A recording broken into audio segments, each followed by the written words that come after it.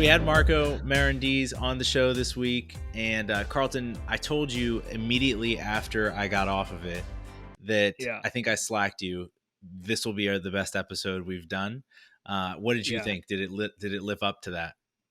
Oh, absolutely. I messaged you right after. I'm like, sheesh, that was incredible. Is there anything that guy cannot do or has not done? It Yeah. just, one thing after another, and he just slipping in there. Then he went to law school, and then he figured out that wasn't for him, so he became a developer. And then I don't want to steal his fire, but Yeah, there was he really has such a There broad there was a scope bunch of those of subtle path. drops. I think I called one or two out, but he would be like, "Yeah," and then like it's like getting Will Smith on board is important, and it's like, whoa.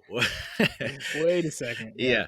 So yeah, really appreciated that. And I think the other thing I really appreciated about Marco and the story that he told was just the blindness to obstacles, and maybe he's just portraying that. But I as he was telling his story, there was a million red flags going off in my brain as to like, okay, I don't know if I would push through that, or that would seem scary to me. And at least the way that he talks about it, it doesn't seem to phase him on that level. Did you notice that? Yeah, absolutely. And I think that's part of his what he enjoys and what he really thrives on is the challenge Mm-hmm. and figuring out something that just isn't easy. And so there's several times where he, probably could have stuck with something and done okay with their business or in a certain position, but he kept pushing himself to take those things to the next level. And that's really what stood out to me was he was relentless in some of those pursuits of just getting to that next thing and making it something incredible. Mm-hmm. Cool. Well, I think we've hyped this one up enough. Hopefully, it pays off for everyone listening. Let's get into it with Marco Marandiz. Marco Marandiz is the founder of Drop Party, as well as previously being the head of marketing for Elliott. He's worked as a product manager for HomeAway, and prior to that, worked at Oracle. I first came across Marco when he was the head of marketing at Elliott. He made a specific trailer announcing that brand's launch that absolutely enthralled me. We even stole parts of it for our own brand down the road, and absolutely loved it. So got a hold of him then, and I have just continued to follow his journey over the years. Really thankful Marco came on the show. We got into a bunch of things during the conversation with Marco, including how he started Drop Party, getting funding, switching from a platform to a productized service, working with celebrities like Will Smith and Patrick Mahomes, and where he sees the future of experiential marketing going through Web3 and NFTs. I really enjoyed this conversation with Marco. I think you will too. Let's dive in with Marco Marandiz. All right, we've got Marco Marandiz from Drop Party, founder and CEO at Drop Party. Marco, thank you so much for joining the show. Thanks for having me, man. So for those who are unacquainted, and that would not include me, obviously I've been stalking your Twitter for years at this point, but I'd be curious how you describe your career in a nutshell. It's been kind of all over the place, traditional to what you're doing now, and would just love to hear that picture from you. Yeah, of course. Yeah, I would say that my career is probably pretty similar to a lot of entrepreneurs, but it feels very unique to me. So, like, I started as a musician in LA. I was doing music for the first like 3 years after high school. That didn't work out because I was around many talented people. So I was like, I'm gonna pivot. Went back to school. Was gonna do a philosophy degree and become a lawyer. Partway through my Oh wow. philosophy degree, pivoted to computer science. Knocked that out. Then worked as a software engineer. Then got recruited as a product manager at an Expedia company here in Austin, Texas. So I moved here for that. 2 years after that, I quit to figure out what I wanted to do because corporate life was killing me. Started Mm-hmm. doing some D2C consulting in Austin. That brought me to New York. Met a bunch of interesting brands, consulted with some very sizable and interesting brands that I was able to impact to whatever degree I was, you know, allowed to, I guess. Sure. And then I joined an e-commerce startup as a head of marketing. That was a lot of fun, tumultuous, short ride. And then Mm-hmm. after that ride there was over, I started Drop Party. So it's been everything from like music to engineering to product management to direct consumer marketing, which is kind of like poised, like set me up very well for what I'm doing right now, which is kind of Yeah. surprising and exciting. Yeah, that's cool. I didn't know about the music or the law thing. That's funny. We have that in common. I was enrolled in two different law schools simultaneously for like 2 days and then didn't go. I'm thankful I didn't go. Um, but I feel like that's like a thing people do. You know, it's like I don't know what I'm going to do, so law school seems like a good fit. But anyway, I want to drill in on the part there at the end you talked about. So you were at ecom startup called Elliott. That's actually how I first came across you and your work. Hmm. You guys made this awesome website and this beautiful teaser video, I guess you could call it. And Yeah. it was just so different than anything else I had really seen in the space. And so obviously, you know, that didn't end well, but I guess my question is, if I was in that role that you were in, where you built this incredible brand, it was very, I mean, you got tons of hype and tons of, I would say, attention as a result of your Hmm. work, and then it didn't end well.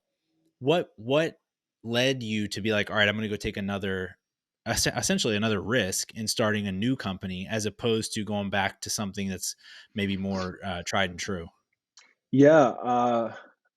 I ask myself that a lot too, because I think there's a lot easier ways to make money than what I'm doing right now. I think startups are very hard. But yeah, I think coming off of the end of that, like I got a lot of inbound interest to like join a bunch of startups as a head of marketing and head of retail, a bunch of opportunities that were very cool and um, had big payday opportunities. But uh, I kind of felt like the reason that things didn't go well was because I mean, obviously, like this interaction of a bunch of events that some of them you can't predict, whatever. But I think like leadership is important. I thought actually the ideas were great, the execution was good in some situations, was poor in the other, and I thought, well, if I'm in charge, I would make very different decisions.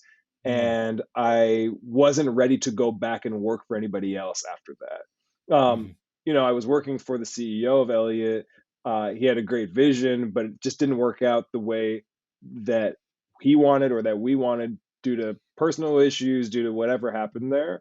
And I thought, actually, I think I'm pretty well poised to lead a team and I'm pretty self aware. And I think that was like a big opportunity then for me to say, I could either go the opposite way, go back to a safe, normal, kind of like employed life, or I can continue down this path where I'm right at the edge of a big opportunity here. I don't know what it's going to look like. So basically, after that, some of the relationships that I had built when I was at Elliott were still looking for help.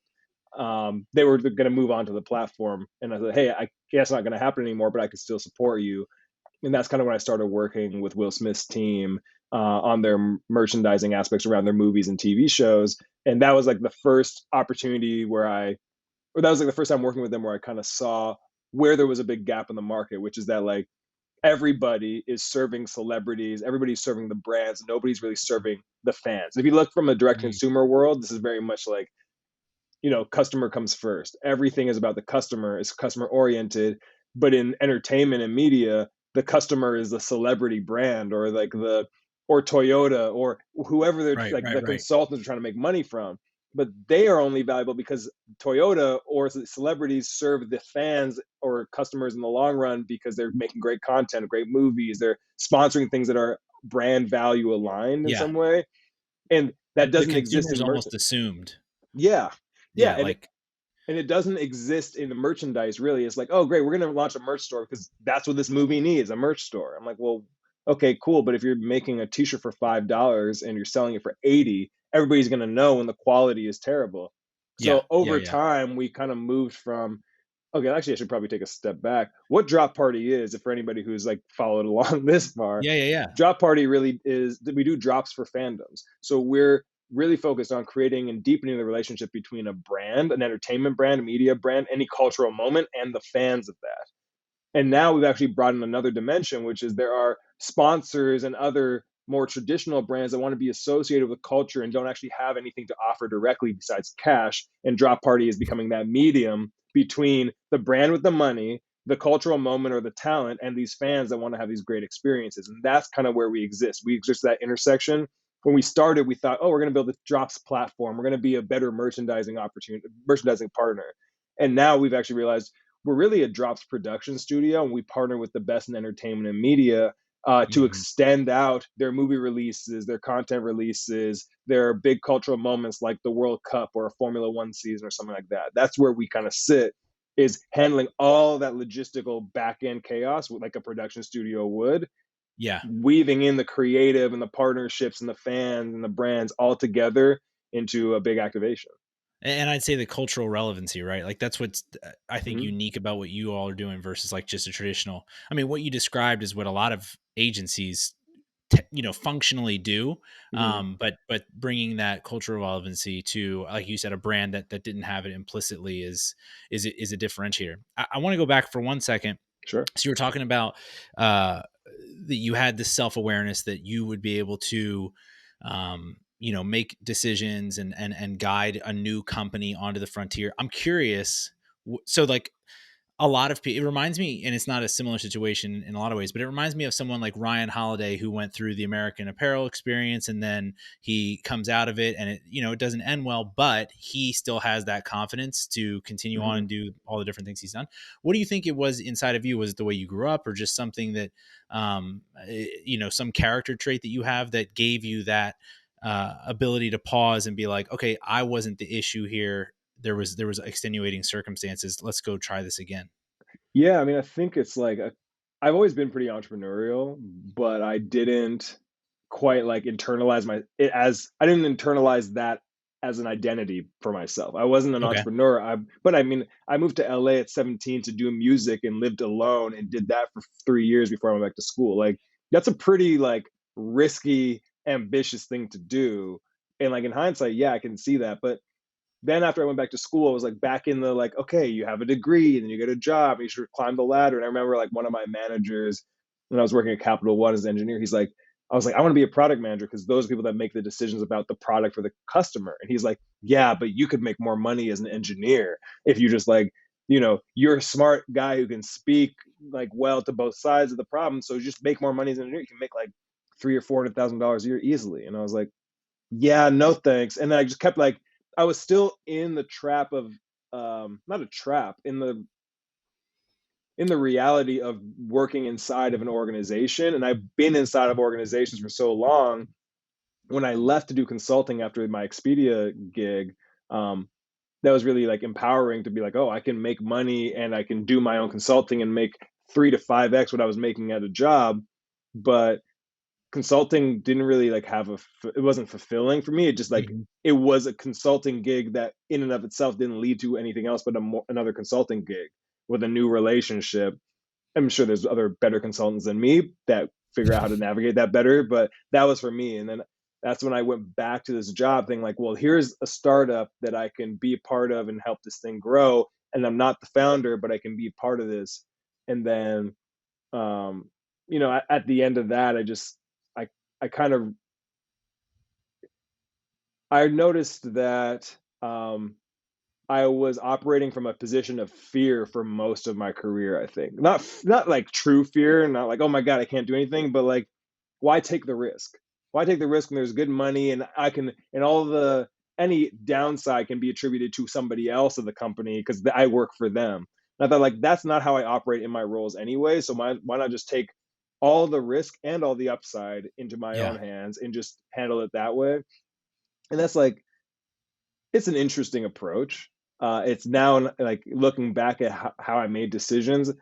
I think you kind of just got to trust your gut in the moment of like what feels right. And I really like one thing that I work on a lot is like cultivating and maintaining an abundance mindset.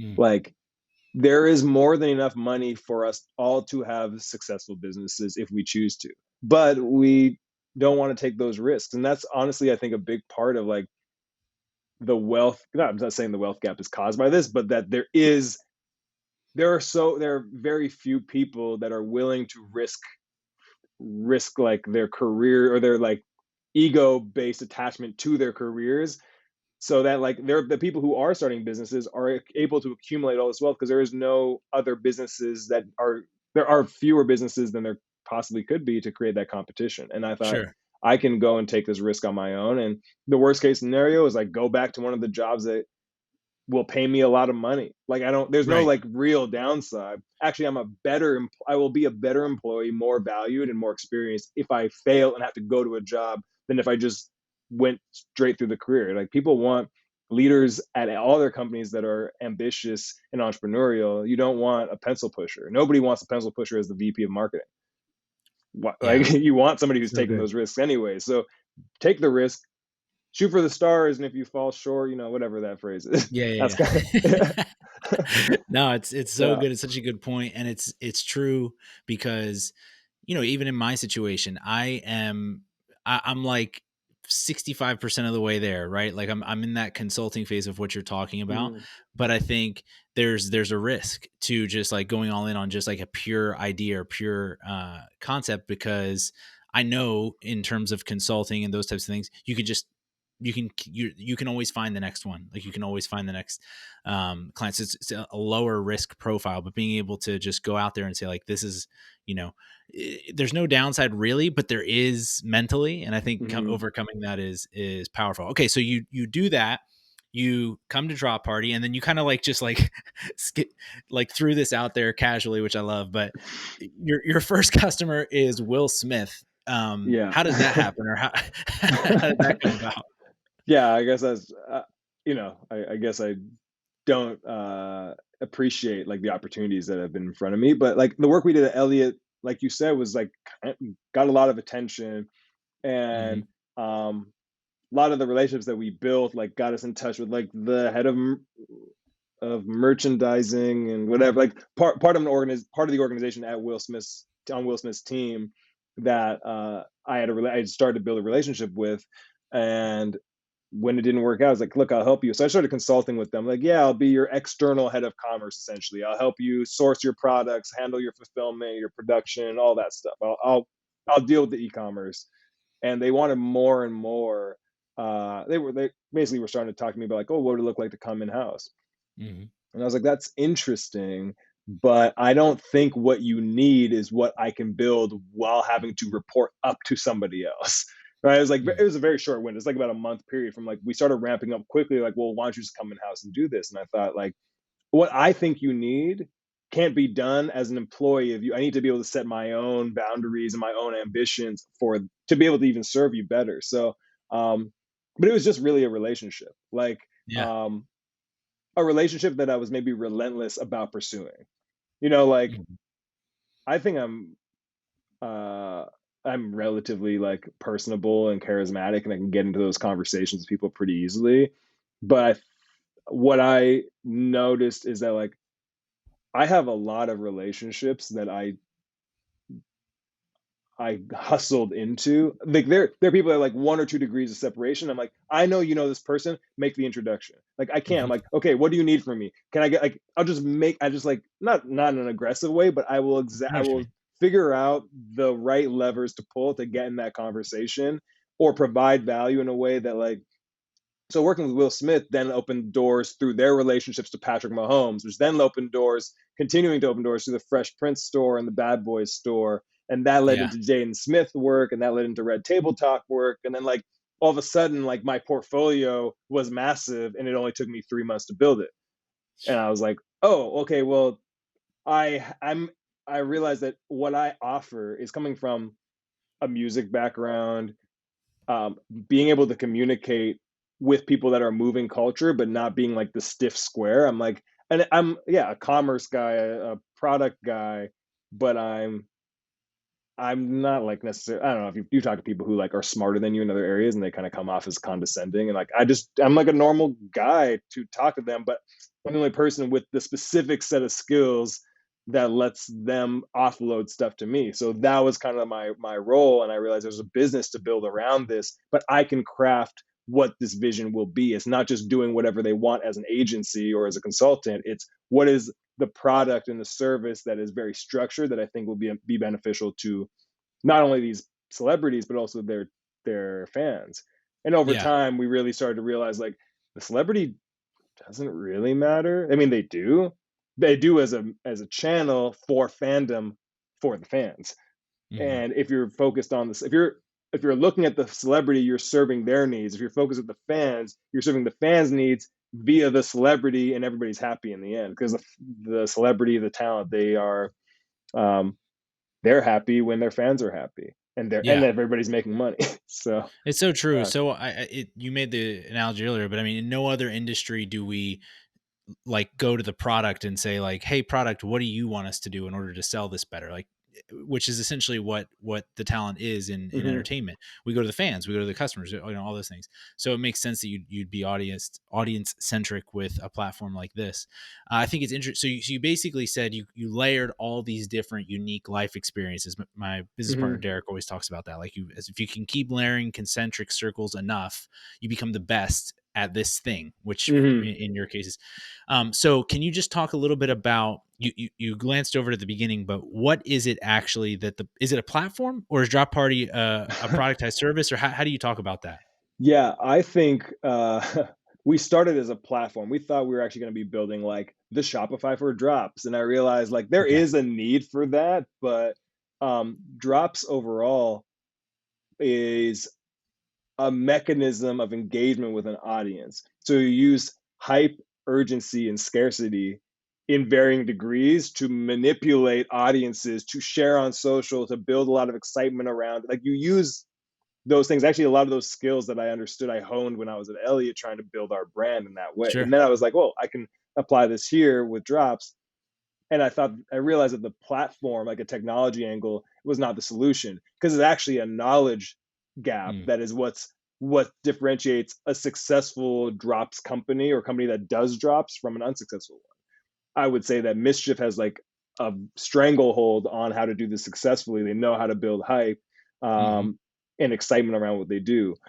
Um, so we started out building a platform, and then the more we worked with these like celebrities, we were like, okay, well, merchandise is a part of what they want. We'll help them with that. And realize like merchandise is actually like a big differentiator between a fan that loves okay a celebrity or some talent that makes merchandise that's low quality. All it can do is negatively impact the relationship that they have with Mm, their fans. High quality merchandise is such a great deepener of that relationship. So we realized, okay, there's technology, but also know-how, but also premium merchandise. Okay, mm. well, that's a lot. Okay, and then like, so how do we work with people there? That's an agency. Is it an agency? Is it a platform? Okay, so we had to raise some money for it because like I was still kind of like feeling around the dark of what this could be. We raised a little bit of cash, and then in the process of that kind of got even further along, realizing like we're not even really a platform because it's not a self-serve thing, it's not a completely scalable thing. Like your brand doesn't deserve a drop party, my personal brand doesn't deserve a drop party. Like you need to have an audience of like Right. Right. hundreds of thousands or millions of people that are like diehard fans of what you do. So like honestly, drop parties really only exist for like the top 1% of fandoms. Yeah, Okay, well, that's the top 0.1% probably. I mean, yeah, yeah. exactly. So now we're looking at that. It's like, okay, well, now that you're talking about the top 0.1%, I can't, it's really hard to build a platform business off of that or a Mm, strictly merchandise business off of that. We need to be partners. How do you become a partner? You got to build a production studio because I mean, investors said this, agencies said this, everybody said, well, if you're trying to build a scalable platform, you can't include creative. And I was mm. like, I started to understand like, yeah, you probably can't really like, you can't scale a creative organization to that level Right. unless you are a production studio where that is part of your value and you're not taking a service fee on a monthly basis. You're splitting revenue off the top with your talent partners. And this is like kind of where we started to get to like we're a production studio for drops and we're partnering with certain pieces of talent, but now the the the latest unlock in a series of unlocks as a business is that we're creating seasons or series of drops. Mm, So we're doing it kind of categorically based on interest and demographics. So we're doing one around sports. We're going to do in 2022, we're going to do a handful of drops around, let's say, Formula One, the NBA Finals, and the World Cup. We're going to do stuff mm. around Web3 with all the relationships that I have in Web3 because actually most of these Web3 people came from D2C. A lot of the very successful ones came from the direct consumer world. So Okay. and now we're trying to build a Web3 season. We're also going to Mhm. do one for around emerging artists and entertainment with one of our brand partners that has a massive YouTube channel that breaks these artists. So you're starting to see like now we're building these seasons out, and then like any production studio who's making a movie, well, what's the product placement? Who are we going to be holding, a Coke or a Pepsi here? Are you going to be holding an iPhone or a Google Pixel? What Oh, are I you going love to? this. And now that we've got the seasons and we have the demographic and we know exactly who we're targeting, now we're talking to sponsors on the back end who say, I want to have my brand be in the checkout. I want to, when you're doing a trip or a giveaway, I want it to be an Airbnb versus a booking.com or Priceline, or if we're doing a flight, it should be Delta versus Virgin, or like, so now we're Yeah, yeah, starting yeah. to provide almost like a product placement opportunity for sponsors who want to be around cultural moments where we already have the relationships with talent. They want You're these things for their manufacturing. fans. Yeah. You're manufacturing the moments. So is Drop Party then you are, although on the customer acquisition side, it's not for the masses, or it's for a very Mhm. niche. On the Drop Party, the brand, you are making that a consumer facing brand, if that Yeah. these seasons will be digested by. Yeah, it's consumer facing, but maybe more like, yeah, it is consumer facing brand, although we're not necessarily, the people aren't going to be like, what is the next drop party that's happening? If you're not a fan of 1,000 things, you're a fan of like, probably a real fan of like 4 or 5 things.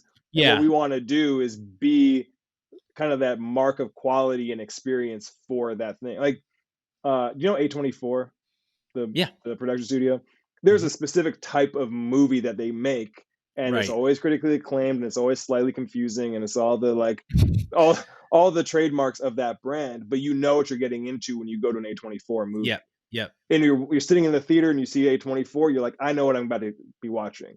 And Yeah. that's what we want with Drop Party. Similarly to how Mischief has created a brand, Mischief is very much a consumer brand with its own True. destination, That's a good but point. you know what Mischief is. When you're seeing a Mischief drop, you know exactly what they're going to be. Like, you kind of get the flavor of what it's going to be. Right. Right. Right. There's a Right. flavor for a Drop Party as well, and that's what we're trying to create. Though, like, I'm not going to say it's like Kanye X Drop Party. Like, it's not quite like that. It's just Kanye's Drop Party, or this is Yeah. like, Yeah. Yeah. Yeah. I don't know, this new TV show's drop party, or a new movie's drop party, or a Formula One drop party. It's kind of more of the verb, or the, maybe it's not a verb, it's more like a noun, but like kind of Mhm. a self-defining experience, which we'll be able to draw the thread through, because we're building custom technology, we're building custom fulfillments, production, sourcing, quality. Everything is ours, Yeah. and that, so it's ambitious, No, but I it's don't want to build awesome. anything that's not ambitious. Like, I would be Yeah. very bored doing something else. So The yeah, A24 analogy is a great one, because if you like their movies, it kind of doesn't really matter who the star is of that specific one. You're probably going to watch it because yeah, you like that, to your point, that style. So similar with you. Cool. Well, listen, man, this has been really, really good.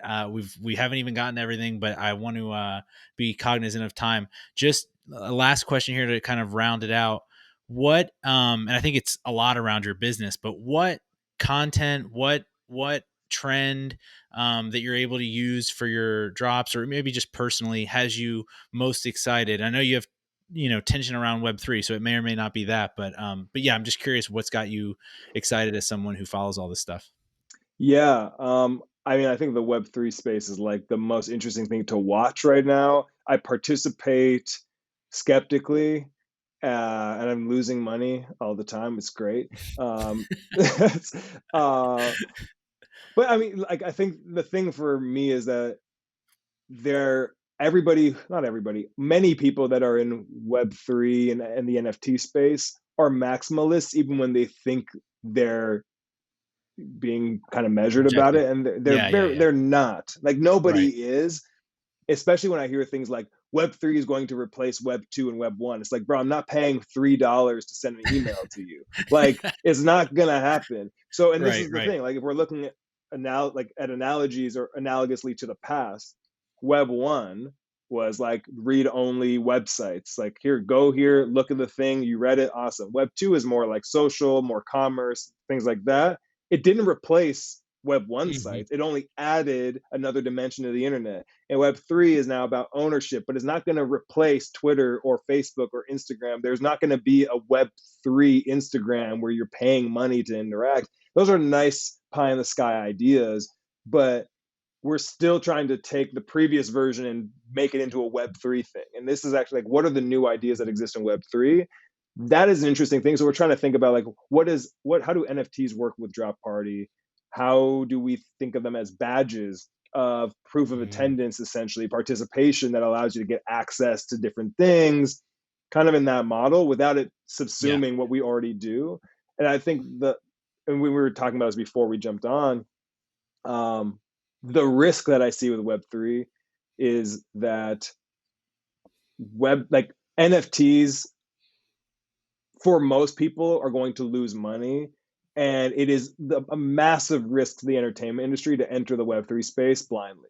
Because what's going to happen is you're going to say, I mean, Snoop just did this, right? He sold like a bunch of NFTs for $5,000. By the way, this is like a couple days after the Super Bowl. So like that whole thing happened. He sold his NFTs and he made like $40 million. And if those things don't go up in value for the people who bought it, Snoop just made $40 million off of fans for a picture of something on the block. I don't even know what it is, but like, it's not a judgment on him. He's a businessman. He's doing what he but it has the opportunity to completely destroy his reputation and relationship with his audience. And now we're looking at that with like a bunch of brands just launching NFTs for no reason except for like, we want to be in this space and be early, but they're not necessarily internalizing the reality that people are spending not just like a couple dollars on a bottle of Pepsi or something. They're spending thousands of dollars on a Pepsi NFT. What does that do to their relationship with the brand? Yeah. Right. Yeah. So I think it's very risky to enter blindly. And I think it's better to, in this case, for brands, it's better to be late than it is to be early and wrong. Yeah, that's good. That's my take. And execute it wrong, and then like have people hate you for holding a bag down the road. It is to your point. No one's objective. It's so religious. It's I haven't gotten deep into the Web3 space because of my religious affiliations with Bitcoin. And it's the same thing over there, right? Like, why can't we just have a different store of value? Why does it have to replace all currency? It's the same thing with this. Why does it have to replace all internet or all social apps? So I think it's wise words, dude. Thank you so much. You're such a first of all, just a ball of energy, and like I feel that energy and appreciate it. And have so many. You're always on the edge of what's going on. For people who want to keep up with your work, Drop Party, everything that you got going on right now, where's the best place to follow you? Best place to follow me would be on Twitter at All Things Marco. I'm the black guy. All right. Be on the lookout for him. Yeah. Cool. Yeah. Appreciate you having me on, man. This is fun. Cool. Thanks, dude. Thanks.